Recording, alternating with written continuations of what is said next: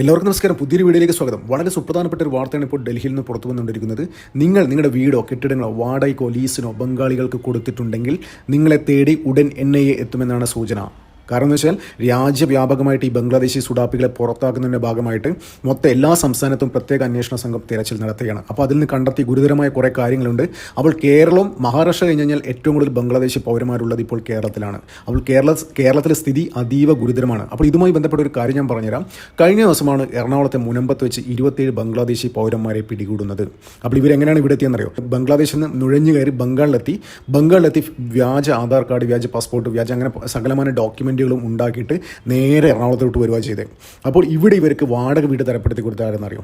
അതായത് വ്യാജ ID ഉപയോഗിച്ചിട്ട് വാടക വീട് തരപ്പെടുത്തി കൊടുത്തത് എറണാകുളത്തെ പറവൂരിലെ ഒരു ലോക്കൽ കോൺഗ്രസ് നേതാവാണ്. ഹർഷാദ് ഹുസൈൻ എന്ന് പറയുന്ന ഒരു കോൺഗ്രസ് നേതാവാണ്. ഈ സുഡാപ്പി VD സതീശൻ്റെ, അതായത് പ്രതിപക്ഷ നേതാവ് VD സതീശൻ്റെ ഒരു അനുയായി കൂടിയാണ്. അതാണൊന്ന് ആലോചിച്ച് നോക്കി. ഒരു കേരളത്തിലെ ഒരു പ്രതിപക്ഷ നേതാവിൻ്റെ, അതായത് ദീർഘകാലം ഇന്ത്യ ഭരിച്ച ഒരു പാർട്ടിയുടെ കേരളത്തിലെ ഘടകത്തിൻ്റെ പ്രതിപക്ഷ നേതാവിൻ്റെ റൈറ്റ് ഹാൻഡായ ഒരാളാണ് ഈ ബംഗ്ലാദേശിൽ നിന്ന് വന്ന സുഡാപ്പികൾക്ക് വ്യാജ ID ഉപയോഗിച്ചിട്ട് ഇവിടെ വാടക വീട് തരപ്പെടുത്തി കൊടുത്തത്. ഒന്ന് ആലോചിച്ച് നോക്കി കേരളത്തിൻ്റെ പോക്ക് എങ്ങോട്ടാണെന്ന്. അപ്പോൾ ഇവന്മാർ പറഞ്ഞിരുന്നു, ഞങ്ങൾ ബംഗ്ലാദേശി പൗരന്മാരാണ്, ഞങ്ങൾക്ക് ഇവിടെ ഫേക്ക് ID ഞങ്ങളുടെ കയ്യിലുള്ളത് എന്ന് ഈ സുഡാപ്പികൾ ഈ കോൺഗ്രസ് നേതാവിൻ്റെ അടുത്ത് പറഞ്ഞിരുന്നു. പക്ഷേ അതൊക്കെ മറച്ചു വെച്ചുകൊണ്ടാണ് വ്യാജ ID ഉപയോഗിച്ചിട്ട് വാടക വീട് തരപ്പെടുത്തി കൊടുത്തത്. അപ്പോൾ ഈ ഹർഷാദ് ഹുസൈൻ എന്ന സുഡാപ്പിയെ കഴിഞ്ഞ ദിവസം പ്രത്യേക അന്വേഷണ സംഘം പിടികൂടിയിരുന്നു.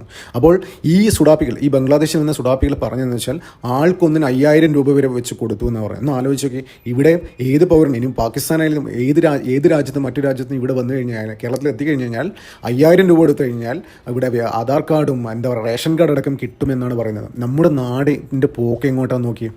അതായത് മഹാരാഷ്ട്ര കഴിഞ്ഞ് കഴിഞ്ഞാൽ ഏറ്റവും കൂടുതൽ ബംഗ്ലാദേശികളിൽ ഇപ്പോൾ കേരളത്തിലാണ്.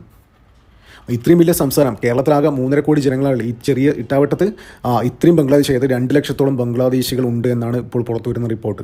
അപ്പോൾ രാജ്യവ്യാപകമായിട്ട് എല്ലാ സംസ്ഥാനത്തും ഇങ്ങനെ നുഴഞ്ഞു കയറി വന്ന ആൾക്കാരെ പിടിച്ച് പുറത്താക്കുന്നതിൻ്റെ ഒരു ഭാഗമായിട്ട് ഓപ്പറേഷൻ ക്ലീൻ റൂറൽ എന്നൊരു പ്രോഗ്രാമിൻ്റെ ഭാഗമായിട്ടാണ് പ്രത്യേക അന്വേഷണ സംഘവും അതത് പോലീസും എല്ലായിടത്തും അരിച്ചു പറക്കുന്നത്.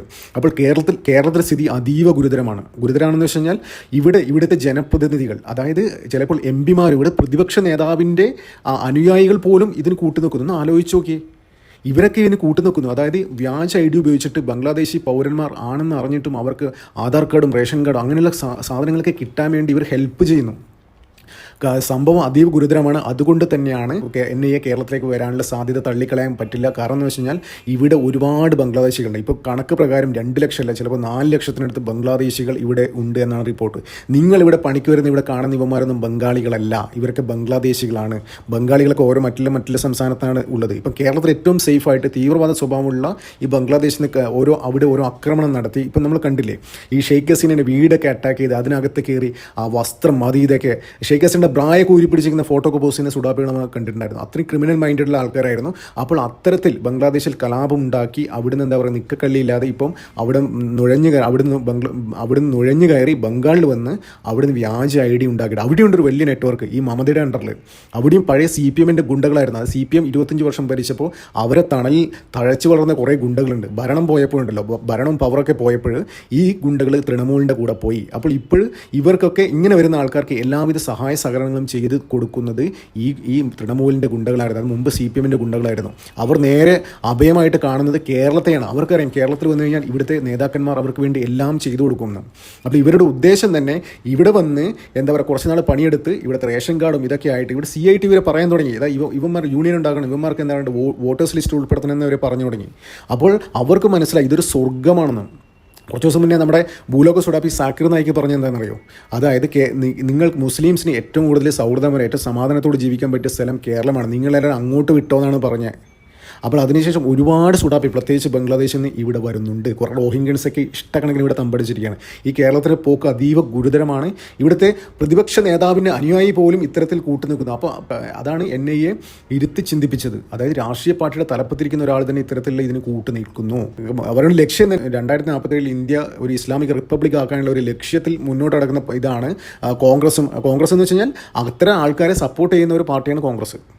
അപ്പോൾ ഇവരിൽ നിന്നും ഒരിക്കലും നീതി ലഭിക്കില്ല. നമ്മുടെ പക്കലൊക്കെ കാണുന്ന നമ്മുടെ ചുറ്റുവട്ടത്തിൽ കാണുന്ന ഈ പണിക്ക് വരുന്ന ടീമൊന്നും അതായത് അതിൽ 90% ബംഗ്ലാദേശി പൗരന്മാരാണ്.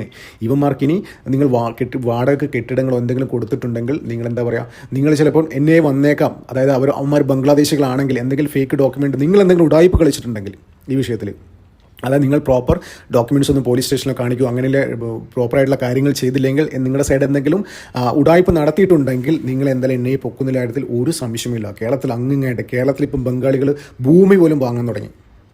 ഇപ്പം ഡൽഹിയിൽ നിന്നൊക്കെ വരുന്ന രാജധാനി എക്സ്പ്രസ്സിൽ പോലും AC കമ്പാർട്ട്മെൻറ്റിൽ ബംഗാളികൾ വരുന്നു. ഈ സ്ലിപ്പർ ഇതൊക്കെ ഇട്ടിട്ട് എന്താ പറയുക, ഇവന്മാർക്ക് ആരെയും ടിക്കറ്റ് എടുത്ത് കൊടുക്കുന്നത് ഈ രാജധാനി എക്സ്പ്രസ്സിലൊക്കെ. ഈ രാജധാനിയിലൊക്കെയാണ് ഇപ്പോൾ ഈ ബംഗാൾ പൗരന്മാർ വരുന്നത്, ഈ ബംഗാളികൾ എന്ന് പറഞ്ഞാൽ ബംഗ്ലാദേശികൾ വരുന്നത്. അപ്പോൾ ഇതിനായിട്ടൊരു നെറ്റ്വർക്ക് തന്നെ പ്രവർത്തിക്കുന്നുണ്ട് കേട്ടോ. അതായത് ഇവന്മാർക്ക് ഫണ്ട് ചെയ്യാൻ പോലും ഇവിടെ ആളുണ്ട്. അങ്ങനത്തെ അവസ്ഥയിലേക്ക് കാര്യങ്ങൾ മാറി മറിഞ്ഞിരിക്കുകയാണ്. രാജ്യത്തിൻ്റെ പോക്ക് അതീവ ഗുരുതരമാണ്. ഇതൊക്കെ മുന്നിൽ കണ്ടിട്ട് തന്നെയാണ് നരേന്ദ്രമോദി സർക്കാർ ഓപ്പറേഷൻ ക്ലീൻ റൂറൽ എന്ന പ്രോഗ്രാം ഭാഗമായിട്ട് എല്ലാവന്മാരും പൊക്കി നാട് കടന്ന് അല്ലെങ്കിൽ ഡിറ്റൻഷൻ സെൻറ്ററിൽ ഇടും.